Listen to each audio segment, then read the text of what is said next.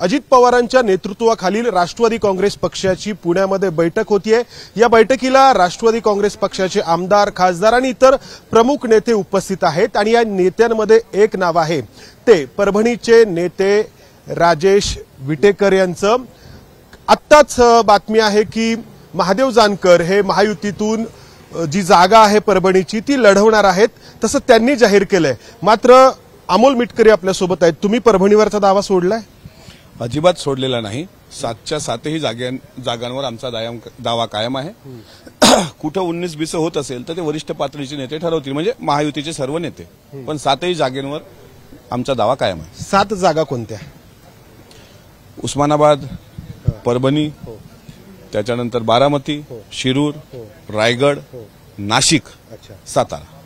नाशिक आणि सातारा, मला वाटतं 8 होत आहेत। मग नाशिक सातारा पकडून साताऱ्यामध्ये जर उदयन महाराज कमळावर लढले तर मग 1 मायनस करा, म्हणजे 7 जागेचा दावा आमचा कायम आहे। अच्छा, गडचिरोलीवर पण आमचा दावा होता, पण तिथे भारतीय जनता पार्टीकडून अशोकराव नेते यांना उमेदवारी जाहीर झाल्यामुळे तो दावा आमचा आता म्हणजे नाही आहे, तो मावळल्यात जमा। उदयनराजेंसोबत काही चर्चा झाली आहे तुमच्या वरिष्ठ नेत्यांची?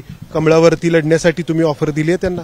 नाही, त्याबद्दल मला असं वाटतं तटकरे साहेब अधिक सांगू शकतील, कारण दिल्लीच्या बैठकीमध्ये स्वतः तटकरे साहेब होते, मी त्यावेळेस नव्हतो। आणि नाशिकच्या जागेबद्दल छगन भुजबळ लढणार, त्यांच्या कुटुंबातील कोणी व्यक्ती लढणार? हा, नाशिकच्या जागेवर आम्ही दावा त्या ठिकाणी केलेला आहे आणि मला असं कळतंय की भुजबळ साहेब त्या ठिकाणी लढण्यास इच्छुक आहेत आणि त्यावर अंतिम निर्णय पक्ष श्रेष्ठी घेतील। छगन भुजबळ स्वतः लढण्यासाठी इच्छुक आहेत? छगन भुजबळ साहेब असतील किंवा मग समीर भाऊ असतील, परिवारातलं कोणतरी असेल। बरं, आता अमरावतीच्या बाबत काय? अमरावतीचं मी कसं सांगणार? राष्ट्रवादी काँग्रेस पक्षाचा काय अमरावतीशी संबंध नाही। महायुती म्हणून जो उमेदवार अमरावतीमध्ये दिला जाईल त्याला मदत करेल राष्ट्रवादी काँग्रेस पार्टी। नवनीत राणा उमेदवार असतील असं सांगितलं असतील, जे कोणी असतील। आता बऱ्याच ठिकाणी जागेच्या वाटपाबाबत जो काही तिढा आहे तर तो कधीपर्यंत संपेल असं तुमचे वरिष्ठ नेते सांगतात? आजची बैठकच त्याकरता आहे। शिरूरच्या जागेचा पण उमेदवाराचा तिढा होता।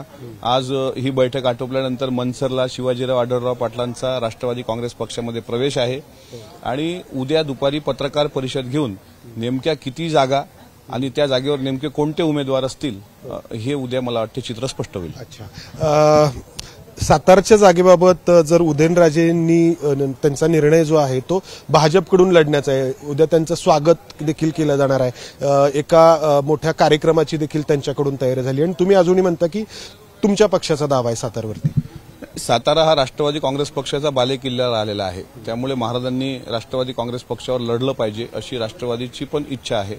शेवटी महाराजांचा निर्णय ते वैयक्तिक घेऊ शकतात, त्यामध्ये आता देवेंद्रजी आणि एकनाथराव शिंदे साहेब आणि अजितदादा हे तिघे काय निर्णय घेतात आणि त्यात महाराज साहेबांचं काय मत आहे त्यानंतरच ते ठरेल। पण आमची इच्छा आहे की ते राष्ट्रवादी काँग्रेस पक्षावर लढले पाहिजे। आजच्या बैठकीला जे सगळे आमदार आहेत ते उपस्थित राहतील असं तुम्हाला वाटतं? म्हणजे निलेश लंके सोडून सगळे उमेदवार उपस्थित राहतील? ते येऊ शकतात, त्यांनी अजून काही अधिकृत प्रवेश कुठे केलाय, त्याच्यामुळे ज्या आमदारांना बोलावलंय ते सर्वचे सर्व आमदार बैठकीला हजर आहेत। आता या बैठकीनंतर जे काही महायुतीमधलं जे काही आहे जागा वाटपाबाबतचं ते पूर्णपणे संपेल, आटोक्यात येईल अशी अपेक्षा तुम्ही व्यक्त करतात। मात्र अनेक ठिकाणी आपण पाहतो आहोत की जरी उमेदवार असला मित्र पक्षाचा तरी त्याचं काम कसं करायचं हा प्रश्न मनामध्ये आहे नेत्यांच्या, स्थानिक नेत्यांच्या, तर त्यावरती कसा तोडगा काढणार? कारण वर्षानुवर्ष ज्या नेत्याच्या विरोधात राजकारण केलं त्या नेत्याला कसा पाठिंबा द्यायचा, त्याचं काम कसं करायचं हा एक मोठा यक्ष प्रश्न आहे, त्यातून कसा मार्ग काढायचा? कार्यकर्त्यांच्या आणि नेत्यांच्या समोर जरी संभ्रम असला तर एक गोष्ट मात्र नक्की आहे की केंद्रामध्ये नरेंद्रजी मोदी यांना जर परत प्रधानमंत्री पदावर बसवायचं असेल आणि देशाचा विकास साधायचा असेल, हा उद्देश डोळ्यासमोर ठेवून जर महायुतीचे तिन्ही पक्ष एकत्र आले असतील तर मी डेफिनेटली सांगतो की राष्ट्रवादीला भाजपने मतदान करावं की भाजपला राष्ट्रवादीने मतदान करावं की दोघांनी शिवसेनेला मतदान करावं हे प्रश्न मावळलेले असतील। एका दिलानं एका जोमानं महायुतीचा जो उमेदवार असेल त्याचा प्रचार। विजय शिवतारेंचं काय करायचं?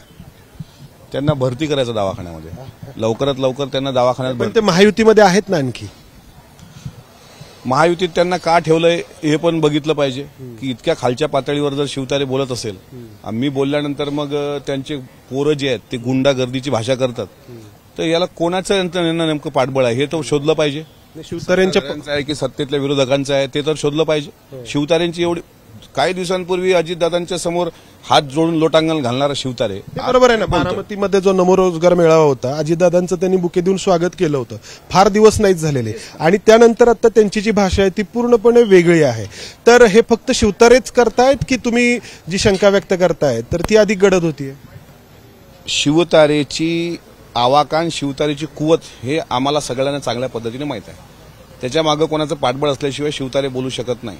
पण मला असं वाटतं 5-50 लाखाच्या मांडवली करता की बाबा मला 5-50 लाख रुपये द्या, मी माझा विड्रॉल घेतो, याच्यासाठी ती धावपळ आहे, बाकी काही नाही. बाकी शिवतारेची एवढी कुवतच नाही की ती इतक्या मोठ्या पातळीवर बोलेल म्हणून. धन्यवाद अमोलजी. तर राष्ट्रवादी काँग्रेस पक्ष अजित पवार यांच्या नेतृत्वातला या ठिकाणी बैठक करतोय. बैठकीसाठी जे आमदार आणि नेते आहेत ते दाखल व्हायला सुरुवात झाली आहे. माढ्याचे आमदार बबनदादा शिंदे हे या ठिकाणी दाखल झालेले आहेत आणि प्रश्न अनेक आहेत. नक्की किती जागा लढवायच्या, त्या जागा पक्षाला मिळणार का, आणि ज्या जागा मिळालेल्या नाहीत त्या ठिकाणी मित्र पक्षाच्या उमेदवारांचं काम कसं करायचं, त्यासाठी स्थानिक पातळीवरच्या कार्यकर्त्यांना कसं समजवायचं. कॅमेरामन राजेश बिडकरसह मंदार गुंजारी, एबीपी माझा, पुणे. एबीपी माझा, उघडा डोळे बघा नीट.